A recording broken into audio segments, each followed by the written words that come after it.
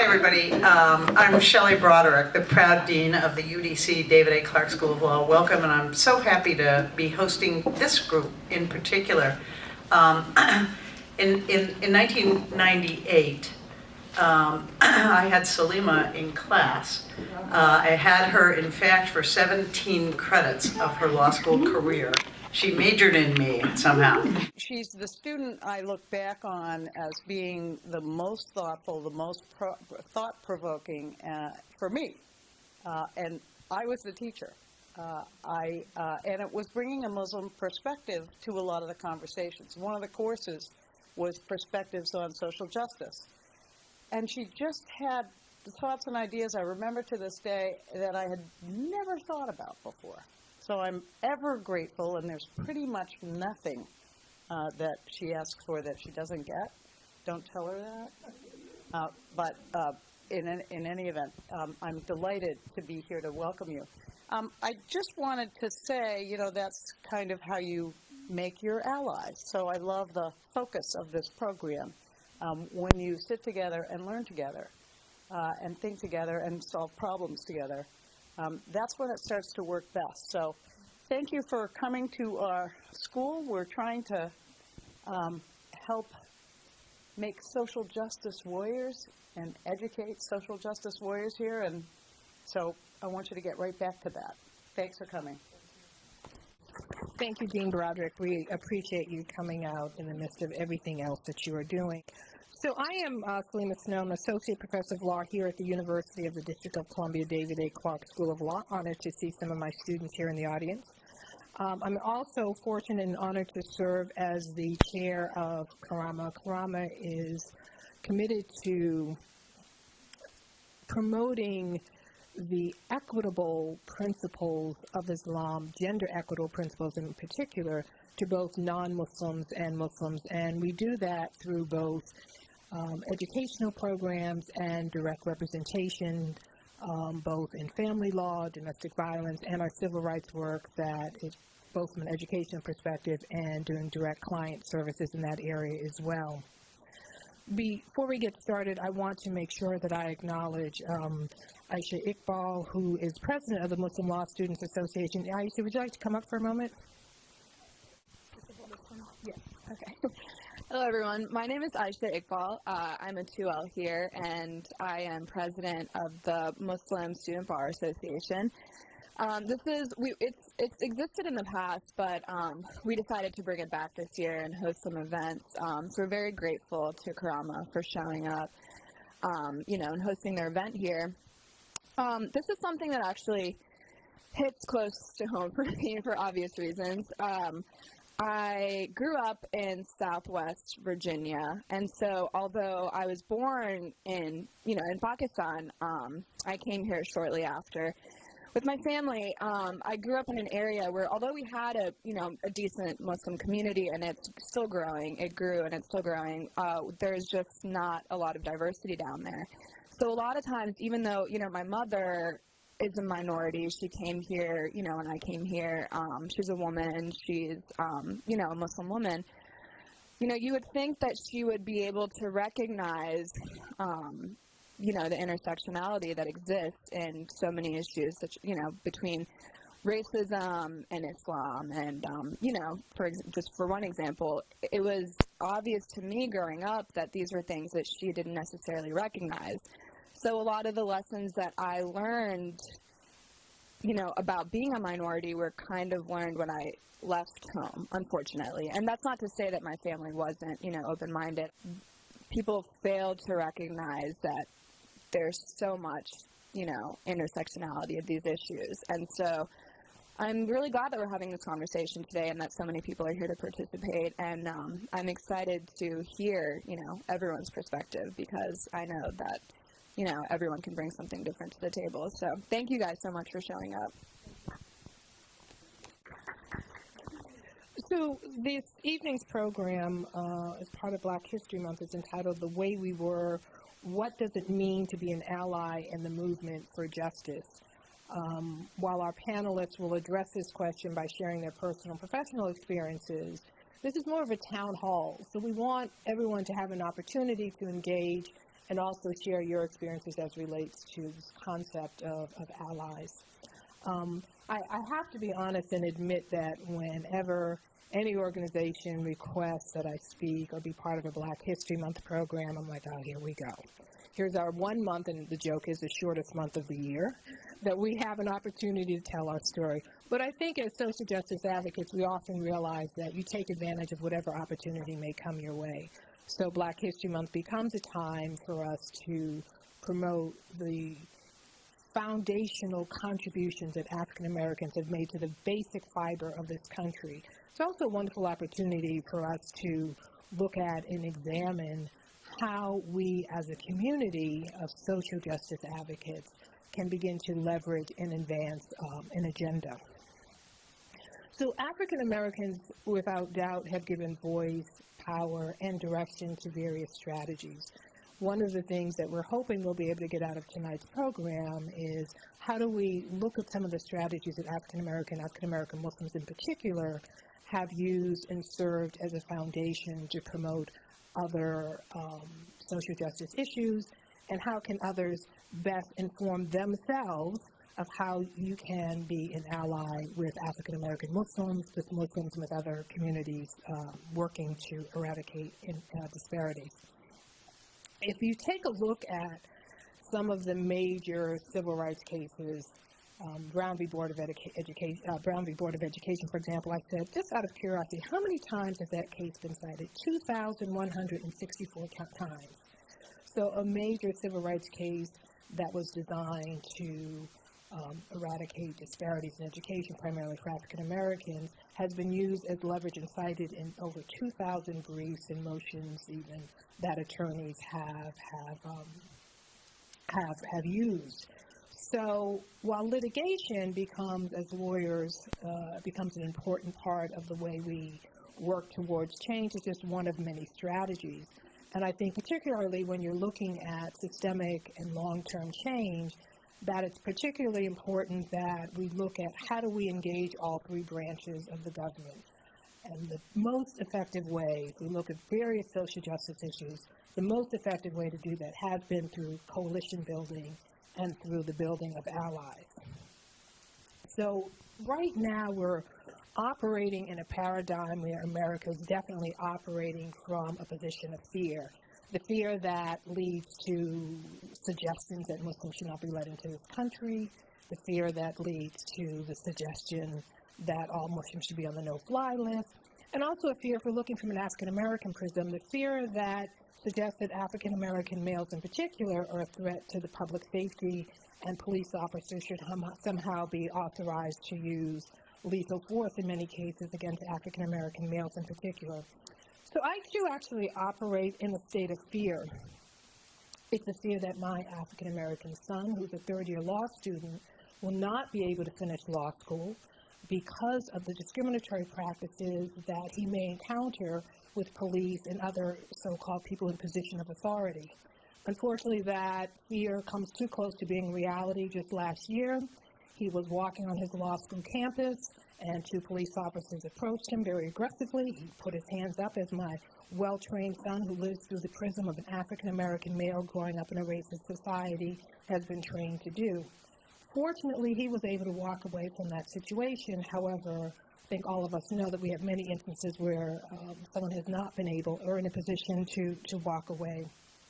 So I highlight my personal story, but it's really our collective stories, our collective voice, that ultimately will build an agenda of how we can address the experiences we have as individuals, how we begin to build that collective narrative that becomes very effective in eradicating some of the systemic problems that we see in the Muslim community, that we see as African Americans, and for us, and me particularly, as I see as an African American Muslim in particular. Often communities will become allies out of necessity. Angela Davis had a statement that was very popular in the movement, that if they come for me in the morning, they're coming for you in the evening. And I think September 11th became that pivotal moment in the Muslim community where my Muslim immigrant brothers and sisters realized oh, they came for African Americans in the morning, but they came for us at night. So it's really a time when we reflect back on September 11th was that wake-up call that discrimination wasn't just a black Muslim issue. It was also a time of self-reflection, if you will, where Arabs and South Asians realized that they were the other in America and that they were the outsiders now, and that perhaps the reason that black Muslims had been discriminated against had nothing to do with their conduct, but because it's just discriminatory practices. So we continue to see a narrative that Islam is a threat to society now more than ever. I think building Muslim alliances becomes critical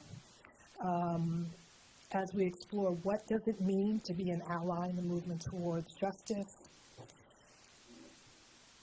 We hope that we will not hide behind our fear, but we will use that fear, and as one of my colleagues, Phil Lee, often says, our shared pain to be advocates for justice. That we will be the Harriet Tubmans, the Sojourner Truths, the, dear to my heart, the Clara Muhammads, who have moved communities in many ways. And I can't help but looking out at one of my friends, Imani Abdulaleem. It's very emotional for me. Imani has moved, we often look back to the Harriet Tubmans, but sometimes we forget about the Harriet Tubmans who have educated our children, who have moved to community. And that's something that even Imani Abdullah has done. So how do we become the Imani Abdullah, the Harriet Tubmans, the Clara Muhammads? So our panelists will share their experiences of fighting for social justice through their personal and professional lens. And we will continue to explore this whole question of what it means to be an ally. Our first panelist, Raheemah Abdulaleem. Raheemah is president of Karama and serves as the Associate General Counsel in the Executive Office of the President. Prior to her work at the White House, she was a civil rights attorney with the Department of Justice, doing phenomenal work in the arena of civil rights. So, okay. So let's pause for a second. I just said that Raheemah Abdulaleem is Associate General Counsel at the Black People. That deserves an applause, just so you know. So now let me do the attorney disclaimer. Raheemah appears in her individual capacity. Her views and statements do not represent the views of the Executive Office of the President. Raheemah? Thank you, Saleema, for inviting me here today. You all have quite a gem here at UDC. So I'm going to just spend a little bit of time going over my personal story. I can't wait till we break to the town hall portion, because I would love for you to all ask questions about what we all are up here talking about. We don't want this to be, a panel where we just speak. We would love for you to ask questions. So a little bit about myself. As Saleema said, my name is Raheemah Abdulaleem. I was born in Philadelphia, Pennsylvania.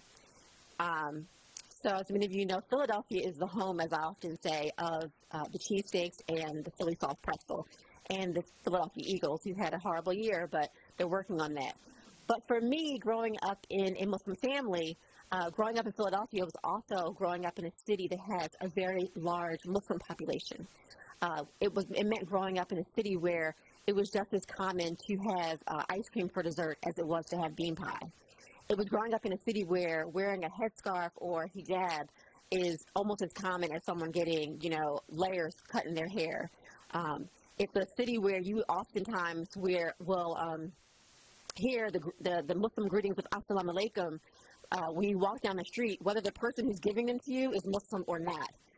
It's a city where, unfortunately, even the police, in their descriptions of suspects, would actually call it the Sunni beard in identifying suspects who wore a full beard. And so we've had issues with that. But it's a city, I say all that to say it's a city where being a Muslim is very ingrained in the culture of the city of Philadelphia. My father was actually an imam, and still is an imam in Philadelphia. So imam is a knowledgeable religious leader. It doesn't have the same connotation as clergyman, but for the sake of making it easy to understand, it's somewhat like a clergyman.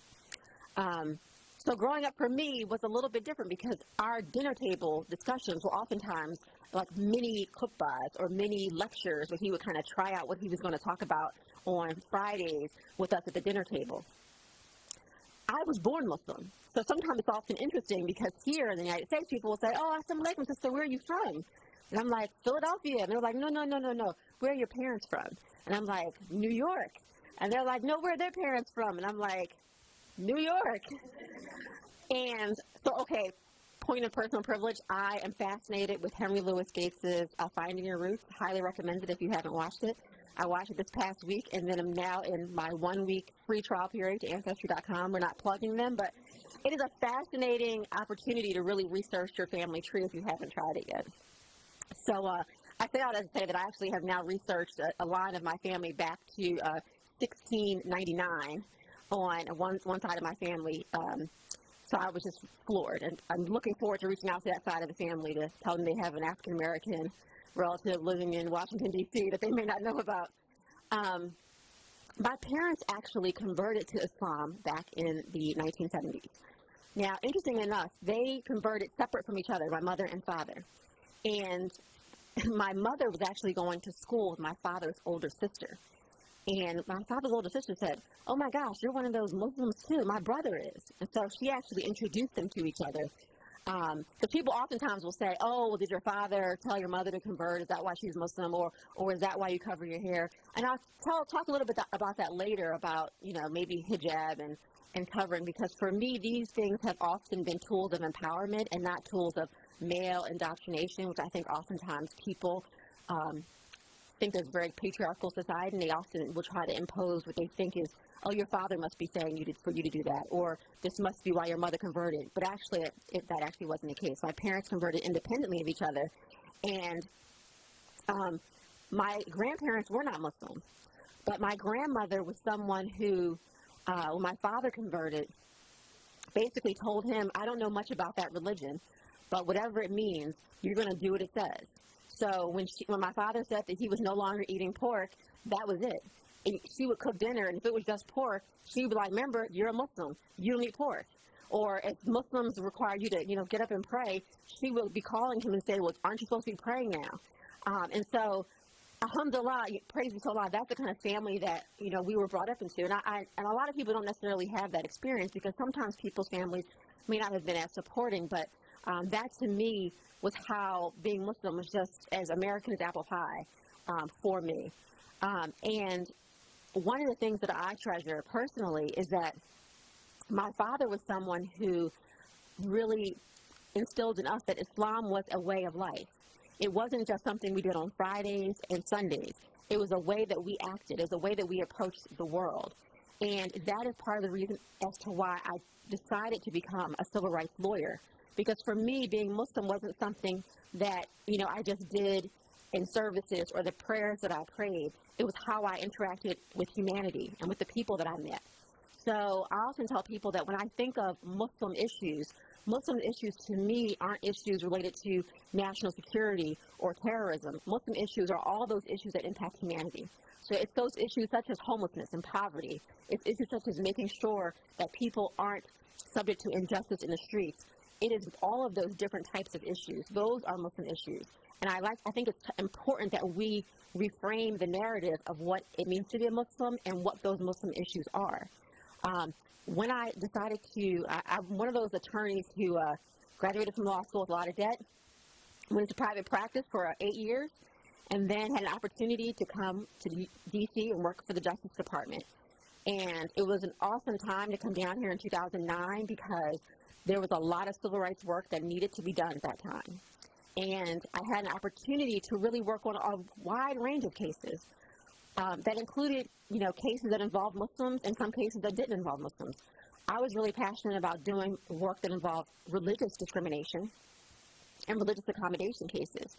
So for me, that meant I remember sitting on a panel once with an Orthodox Jewish woman who was telling me a story about how there was a very prominent police department that refused to let Orthodox Jewish men wear full beard because they thought it was a safety hazard because of the face mask they had to wear. So when I got back to my office, I asked my boss, that's something we should be looking into. Because once again, I said, for me, that's a Muslim issue. It's an issue about a person who can't practice their religion as they see fit, and their employers should be offering them a reasonable accommodation unless they can establish that there's an undue hardship, which I didn't think they could. So that's the type of issue we looked into. I looked into issues related to Sikhs, often face the same types of issues regarding them being able to keep their articles of faith, oftentimes including the full beard. And I was able to successfully litigate 2 cases that, I was very happy with. One was a Muslim man who was a school police officer who was not allowed an accommodation to maintain his beard, and we actually filed suit against the Philadelphia School District Philadelphia School District because of their policy towards their school police officers. But we didn't really limit the cases that we did to just, the beards. The beards and the hijab cases are the ones that you see most frequently. We also had a case that we brought against a school district that didn't let a teacher go on Hajj. And I remember that was the case that many people in our community and outside of our community felt, well, should this be something that, people are supportive of? And my explanation to people, even within the Muslim community, were that the law is one of the greatest things about being in this country is that the law serves to protect all people. And if this woman had a sincerely held religious belief that she needed to go on this pilgrimage to Mecca, then unless her employer could establish that there was some type of undue hardship in granting her that request, then that request needed to be accommodated. And there were Muslims who may have disagreed with that. They may have said, hey, well, she should wait and not make it inconvenient. We shouldn't ask too much of our employers. And my explanation to them was, this is what the law provides for all employees. And this is what her belief system is. And it's sincerely held. And unless there was some argument or tension about that, then they really couldn't say, well, as a Muslim, I may not go right now, or maybe I would have waited. But that's not what the law mandates. The law says if she has a sincerely held religious belief. And fortunately, we were able to reach a settlement with that employer, because oftentimes what I found is that many employers, I believe, because I just have to believe, they want to do the right thing. And so once they are presented with a really clear set of facts, most employers really will do the right thing. Oftentimes you don't get cases that go to the Supreme Court over issues that you think, I can't believe I went to the Supreme Court because the employer really wouldn't let her wear a hijab on an interview. There are some employers who will take a case to the Supreme Court based on that fact, but most employers, will attempt to resolve matters without it actually going to litigation, because they want to do the right thing by their employees. One of the other things that I wanted to talk about very briefly is that many people, Saleema mentioned earlier, Sister Karama, and I'm not sure how many people in the room actually know who she is. Does that name ring a bell to anyone? Okay, maybe a couple people in the room. So Sister Clara Muhammad was the wife of Elijah Muhammad. Have people heard of who that is? It looks more heads are nodding. And one of the reasons why Saleema may have mentioned her name is that Sister Clara Muhammad was more than just the wife of Elijah Muhammad and the mother of Warthi Muhammad. She was an integral part of really transforming a movement of the Nation of Islam and her son's conversion to later Sunni Islam. And one of the things that she did was to focus the importance on educating boys and girls, of educating the entire community. And I think that has been a large part of what has shaped my sister and I. We're both attorneys. So my father, growing up and entering Islam through the Nation of Islam and then later converting to Sunni Islam, had as a framework for them that it is so vitally important that we educate our women, not just so that there will be mothers, but that they'll be fully contributing members of society and able to do whatever they want to do, whether it's be lawyers, engineers, doctors, whether it's to be homemakers, that the world is open to them. And she established a set of schools. There was a set of schools established during the Nation of Islam that later in 1980, her son actually named them after her. So around the country now, there are schools called Sister Clara Muhammad schools. And they teach people, the orthodox, Islamic educational system. But they also teach people fundamentals of reading, writing, and arithmetic. And I have very good friends who've actually graduated from the high school in Atlanta, Georgia, who've gone on to top universities in the United States. And I think it really speaks to the importance of education for the Muslim community and for my family in particular, because it was something that people sometimes they have challenged my father and said, "Oh, wow, your daughter's, college, law school, all this." And my father was like, "This is what our religion teaches us. We educate our daughters, and educate them to do and be all that they want to be." So I don't want to stand up here too much longer and kind of blabber on, but, please just think of this as little nuggets to ask questions as we proceed this evening.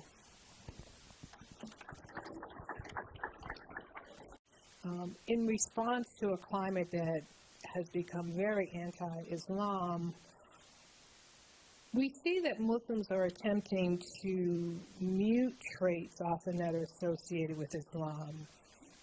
Ali becomes Al. Women who want to wear hijab decide that they probably shouldn't wear hijab. Men start shaving their beards. I think the list goes on and on. For many African American Muslims, we, I think, have been prepared to stand up against the discrimination because, quite honestly, September 11th meant very little to us. And close your ears for a second if you're uber sensitive. We were niggers before September 11th, and we are niggers after September 11th. So Cornell Well references this as the spiritual maturity. Our spiritual maturity, I think, has allowed us to understand that even though others may not have been allies to us, may not have returned the favor when we stood up for Iranians, may not have returned the favor when we've been there at the forefront for other causes, that our spiritual maturity still, I think, allows us to be there as allies to other groups. So when we talk about spiritual maturity, I think our next speaker, I'm kind of grazing the room to see the age range. So the South African apartheid movement was something that was very moving to most African Americans who were seeing before their eyes an experience that many of our ancestors had experienced. We kind of have this implicit bias that exists now, although it's become much more explicit more lately. But at least we have this perception that there are these laws that are going to protect our rights. But when we looked at the South African apartheid movement, we were like, wow, they're really just telling you, you can't do this. So it was so blatant, it was so in our face that many African Americans just felt such a kindred spirit to the South African apartheid movement. Our next speaker, Rosieda Shabodien, is a gender and development practitioner. She was active in the anti-apartheid movement as a high school student and during the late 80s joined the Call of Islam and the World Conference on Religion Peace. Both organizations played a critical role in mobilizing people of faith against the apartheid regime. She was known as someone who championed the rights of women with the context of anti-apartheid struggle and in particular asserting the crucial role of gender equality and women's rights within the historical institutions of religion. In 2007, she was appointed as a commissioner on the Commission for Gender Equality, the CGE.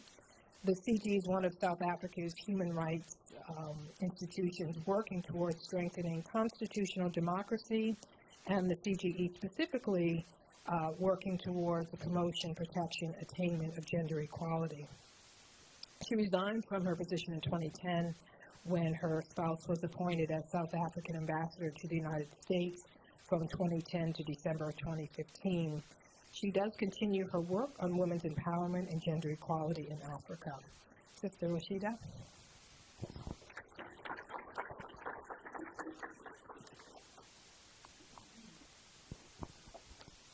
Did you have photos you need to? No, it's fine. Okay. Do it afterwards. Okay. Thank you. Thank you, Saleema. Assalamu alaikum. I greet you in the name of God, the most beneficent, most merciful. I speak to you from a South African perspective. I'm a South African. When I came here in 2010, I've never been, I came here and I just assumed that all Muslims live integrated lives in the society that they live in. So when I came to America, people would ask me, where are you from? Similar question that you get, Raheemah. And I would say, oh, I'm from South Africa. And they said, no, where are you from? I said, Cape Town, South Africa. They said, no, where's your parents from? And I would say, South Africa. And but your grandparents? And South Africa. And I was completely oblivious to the fact why someone wants to do a family tree on me. Because in my persona, I was South African. I didn't have another country. But when I came here and I met with various Muslims, I got to know this concept of first generation Muslims. Pakistan, we are Americans, Pakistani first generation. We are American Indian second generation. And it fascinated me because when I spoke to African American Muslims and I asked them where are they from, they had the same answer that I had. Oh, they would say from a state. I'm from New York. And that was the end of the conversation. So that's my background. South Africa is my motherland. We have deep roots in South Africa. We are integrated in South Africa. And therefore, I also regard myself as a black South African. And that was another concept that people couldn't understand. So in South Africa, apartheid classified us in various racial groups. White, colored, Indian, and African, and black. But the overall description that we gave ourselves was black. If you were not white, you were black. And so when I encountered once in Barnes & Noble, when we just arrived, I was unfamiliar with Islamophobia. And I came here, and just 2 days, my sister firstly phoned me to say, I like to wear black. But it's not a statement, it's more kind of a diet thing. I think I look thinner when I wear black. So she phoned me and she said, Rosieda, I think that you should stop wearing black in America because they're going to think you're Iranian. So I said, but, Anyway, so I'm out there with my outfit jogging away and with my son, and I just hear this woman screaming out of the window, go back to Iran. And my son says, but can't you see we're South Africans? So he has no concept of what's happening. So, and I was quite shaken because, I don't know how, when you encounter something like that, what I often tell people is like someone spits at you, you can wipe it off, but something in your soul changes. And then I went to Barnes & Noble, all kind of dressed up like this, and this just an encounter, an experience of this person just not wanting to help me, the service provider. And of course, I am completely in my South African mode. And I say to this guy, is it because I'm black? And he looks at me, because he has not to answer, and my husband comes along, and I say I want to speak to the manager. And I said, this man doesn't want to help me because I'm black. I'm a black woman. And my husband comes along, he says, why they're looking so confused? It's not because they think you're black, it's because you're Muslim. And so it was quite a introduction into this world of being Muslim, being black, and the sense that you get that people have stereotyped you before they have spoken to you. So it's a strange phenomenon. I think Malcolm Gladwell calls it the blink experience, where they see you and they've made up a whole story about who you are. So, and I can go on and on with all the encounters, and because I speak Afrikaans, it brings out a lot of fear in people. Afrikaans is a South African language. So often when I speak to my kids, and I speak to my husband or I speak on the phone, I speak in Afrikaans. And something about this language makes people very fearful because they think I'm plotting something. And I've been confronted with being accused of plotting, they call it suspicious activity. So I was quite surprised. But let me go back, and before I move on, I need to say that when I've encountered this experience, I encountered it once, Islamophobia, and I allow it to slide because I was not ready to engage in this world in America. But the second time, I didn't. So I don't act as a victim in this process, and I want to make that clear because often when we encounter racism and Islamophobia and all this sexism and all of that, we can either act as victims or we can act as change agents. And I've been promoting the idea, if you encounter it once, the next time you need to have the words to engage the person that is doing the discrimination. It's not up to us to address the issue. It's up to the person that is giving you, that is discriminating against you, to explain themselves. So, for example, as an example, I always ask people, what makes you say that? So, for example, when I was confronted about suspicious activity, I just said, what makes you say that? Explain to me. So agency is very important, and I've learned that from the South African experience. That when we were confronted with racism, we didn't act like victims. We acted as change agents, as people that can change the course of history. And I would want to challenge all, particularly Muslim women, because we sometimes often carry the face of Islam on our heads. So we are targeted, and we have to find the words. You have to have the words ready. You know, it's like when you attack. You can't be attacked twice, thrice, and not have the words ready. And so I often say to women, you can't be the victim in this story. You have to stand up. I want to take us back to 1994. I was when South Africa had elected its first democratic president, Nelson Mandela. I was privileged and fortunate to be at the inauguration. It was a beautiful moment with the airplanes coming over the Pretoria skyway, having dressed in South African colors. Thousands of people just waiting to see Mandela. And when I sat in the audience and he said, never, never, never, never again shall it be that this beautiful land will again experience the oppression of one by another.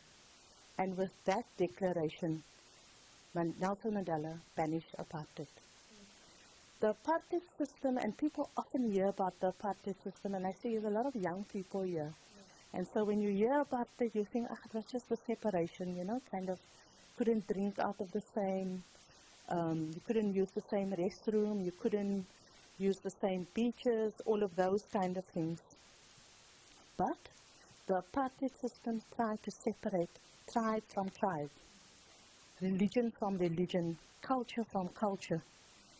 And when Mandela, that day was inaugurated, people called us the Miracle Nation, and they called us the Rainbow Nation, and they called Nelson Mandela a saint. The system was set up to dehumanize white people and black people. Now, people don't understand that. The oppressors were white, but they were as dehumanized as white people through the system. This was a system that allowed white men to leave grade 12 and to be co-opted in the army and to defend the rights of this minority group. The apartheid system was a system of dispossessing black people of their land, of their resources. It was a system that didn't allow us to dream of becoming doctors, engineers, economists. And it didn't allow us to dream, and it didn't give us the infrastructure. So, for example, I just want to make an example. When we went to school, depending on your race, you had access to certain classes, certain teachers, certain standard of education. And because there was a sense that black people would only be available for labor manual, for labor work, they were not given math or biology or all the science subjects, basically, because we were not meant to be professionals. We were there to serve white people. More importantly, the system that we operated under was a system that really wanted to denigrate and make the black people invisible. We were just there for the purpose of serving white people. So on that day in 1994, when people called us the Miracle Nation, or Nelson Mandela a saint, and called us the Rainbow Nation, I think that we often forget, and people still call us the Miracle Nation, but I want to tell the backstory how this Miracle Nation came about. And I think that answers the question of how we form movements towards justice. So basically, we had the struggle for justice in South Africa was a very long one. 300 years of colonization by British, the Dutch, all other kinds, and then 50 years of apartheid. And it took exceptional people to be able to struggle for so long for our liberation. And then often I tell young people, when they are struggling with some little thing at their campus, I said, how long have you been struggling with that issue? They say, 6 months. I said, oh, wow, you still got another 49 and a half years to go. So, it was and the reason why I said it's exceptional people, because it's people that instead, white people oppressed us, but instead of hating the white skin, we hated the ideology that they preach. And I think it's very important to make that separation between what people say and what their ideology is, and make that distinction. It took exceptional people not to avenge what was done unto us. South Africans was brutalized.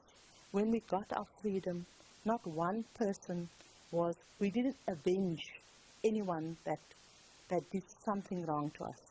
And I think that is exceptional.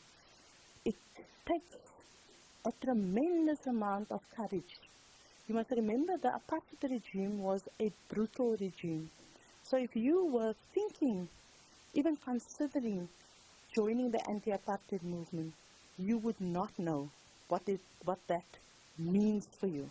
For example, many anti-apartheid activists was executed, they were detained, they were jailed, they were brutalized, they were tortured. That was the courageousness, knowing that that is going to happen to you. You continued in the anti-apartheid struggle. And it's only when I came here to America, when I spoke about detention, and someone said, oh, but how long did they keep you when you're in detention? I said, oh, indefinite. They decide how long. It was a system that had no laws. If you wanted to fight the anti-apartheid government, they would pick you up, put you in a jail, and you would not be heard of again. Not even your parents would know where they are. They just last week are busy with a case now of a young woman during the anti-apartheid struggle that just disappeared. In the Truth and Reconciliation Commission, they found out that two of the policemen murdered her. They still haven't found her body, so they are now coming to court. And basically the Truth and Reconciliation was a moment in time in South African history where people could confess what they've done, and then they would get forgiveness. And those that didn't confess, now comes the trial. So I think that thousands and thousands of books can be written about the anti-apartheid activists and what was done to them. I think you had to be big dreamers to be able to see freedom under that circumstances. You know, when I was probably 14 when I joined the anti-apartheid movement.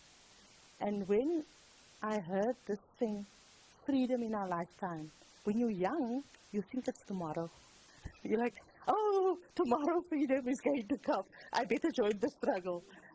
But it took tremendous dreamers to be able to visualize that one day we'll be free. And it is not going to matter. It's not going to matter how long it takes.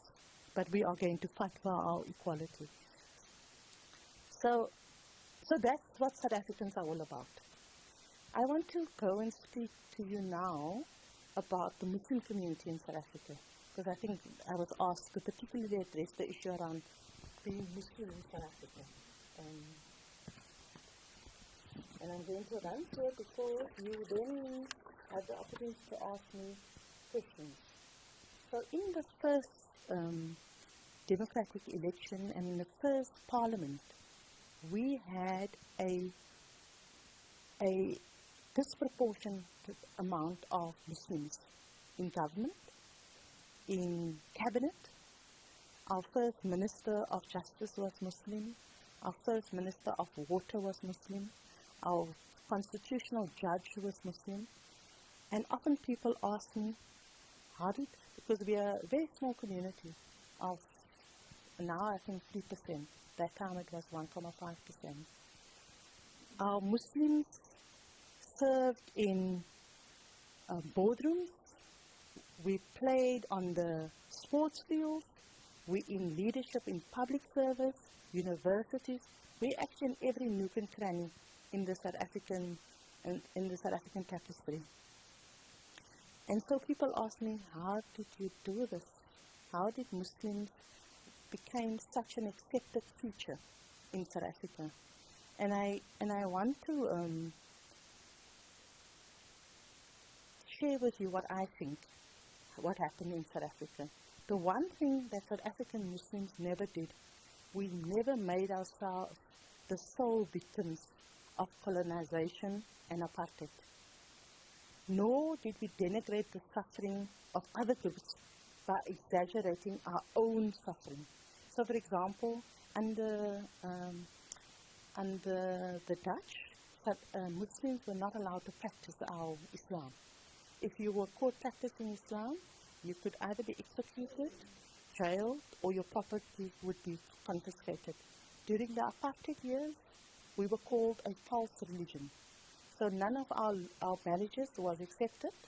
None of so for example, our children were deemed illegitimate because the apartheid government regarded us as a false religion. But we knew that we can't act as if we are the only ones that are being discriminated against and exaggerate our pain if we see the pain that is just happening next to us. And so the first foundation of building an alliance for justice is, and I want to use the quote by Ibrahim Rasool, that we understood that Islamophobia was the sibling of pathologies like racism, sexism, xenophobia, anti-Semitism, and homophobia, which in turn were the offspring of fear and ignorance on the one hand, and prejudice and discrimination on the other hand. You have to make the connection. You can't say that there's a difference between Islamophobia, racism, sexism, homophobia, and all the kind of phobias and isms.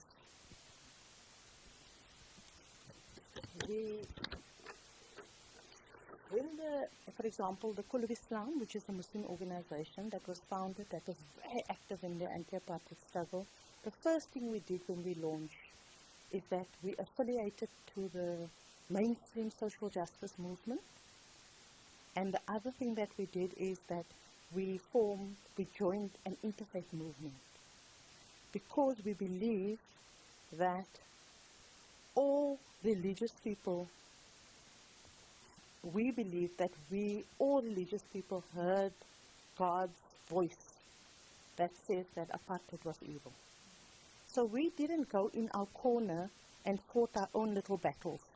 We joined up, we affiliated, and we were very conscious that we at that point had to cut ties with some people in our Muslim community that was supporting apartheid and was tolerant through their silence. So I often tell people there was a critical mass of Muslims in South Africa that knew that we had to be on the right side of history, and we ran with that idea. Muslims were also prepared in South Africa to walk the talk in order to be on the right side of history. I think you say having your skin in the game. That's what we did. In the cell next to Nelson Mandela was Ahmad Katwada, a Muslim man. Just like Steve Biko was tortured to death, Imam Haru and Ahmad Timo was tortured to death. Just like Hector Peterson was massacred on the streets of Soweto, so was Ibrahim Karelse on the streets of Cape Town. You that are sitting here are fortunate that you don't have to give up your lives for the struggles that we are engaged in here. But you need to put your skin in the game. We also got intimate knowledge about the justice system because we live with injustice. There's something about living with injustice that you know when there's something unjust. And so we learn that you cannot fight justice between black and white, but not between men and women. And that's a very important point to bring across. We learn that apartheid was not just a racist system, but it was a patriarchal system, a deeply patriarchal system that saw black women as mere human beings that had to be domesticated and serve as domestics in other people's houses. And we knew that when our liberation came, we didn't just want a liberation in terms of that we have equality between races. We wanted gender equality, and we inserted that in the struggle. And then, of course, my pet issue, which is not written here, you can't fight Islamophobia. I often see men do this. They are passionate about Islamophobia, but then they have the same passion that they have against that discrimination. They turn around and they discriminate against Muslim women. And I often say when I go to the mosque, you can't be an activist for Islamophobia, but when you get to the mosque, you have the fear of women. Because you look at me and you don't want to greet me and all of the kind of things that you do that you despise outside that people do to you. So you can't be selective in your struggle for justice. We've learned that. You can't be a women's rights activist and not an activist for race justice. You can't be against Islamophobia but allow anti-Semitism. You have to be all of that. And it's difficult because what we don't understand is that, and we understood it, that if you're part of a revolution or part of a movement, you can't be in the game and not change who you are. And in this world that we live in, we often, we participate, but we don't change our souls. It doesn't change our souls. And I want to end up by saying that we did our revolution without one like on Facebook, without one tweet, with no selfies and no smartphones. All that we had was the commitment and endurance of people that was willing to put in the hours and hours to mobilize other people to the cause. Today we are in a world that we feel we've done a revolutionary act if we've pressed the send button. We think that we've done a revolutionary act if we post it on Facebook, our opposition against this. We think if we send out that tweet, we have done our job. And if we retweet it, we are the revolutionaries. So I have an era where there's no social media. I'm telling you this because there's no substitute for hard work. If we want to address the issues around injustices wherever we find ourselves, social media is a mere instrument that we can use. But we know, how, I think probably, I don't know, Aisha, I don't know how many people clicked this button to come here. I've had an experience where I changed a venue because it was going to be hundreds of people coming to and 30% came. So, and I appeal to people, if you want people to come to your event, if you don't want to speak to the converted, the ones that are sitting here, you actually have to make time to phone someone. Pick up the phone and say, are you coming with me? Particularly the person that is disagreeing with you. And that's what South Africans did. We always kept the door open for someone else to join the struggle. And we often are happy with who we are here. We're not saying to ourselves, we need another 50 people to join this group. But it's not going to happen through social media alone. It's going to be happening like we did. You take your car, you pick up your friends, you go to the venue. You phone each other to make an arrangement to meet somewhere, to get somewhere. So I want to appeal to you that we have to be serious about the struggle that we in for equality. And lastly, I want to, the one thing that I want to bring to the fore, that South Africans were always joyful people. I don't know, whoever was visited us in the apartheid years, some people just couldn't understand that South Africans laughed. We were serious about the struggle, but we were not going to let the apartheid regime dehumanize us and take away our laughter, our joy, our songs, our dance. And often when I see people in the struggle now, over little things, they are the serious people that I've ever met. They can barely greet you because they are so busy with overthrowing this or other thing. So I want to ask you, is that the kind of people that will, is that, you have to do this thing joyfully. Because the struggle we're on is not going to end tomorrow. But if you are going to you're going to burn yourself out with this seriousness and this anger and this is the enemy and we are the solution. We have found absolution. We have to be joyful in the work that we do. So, China, smile. We still got a lot of work to do.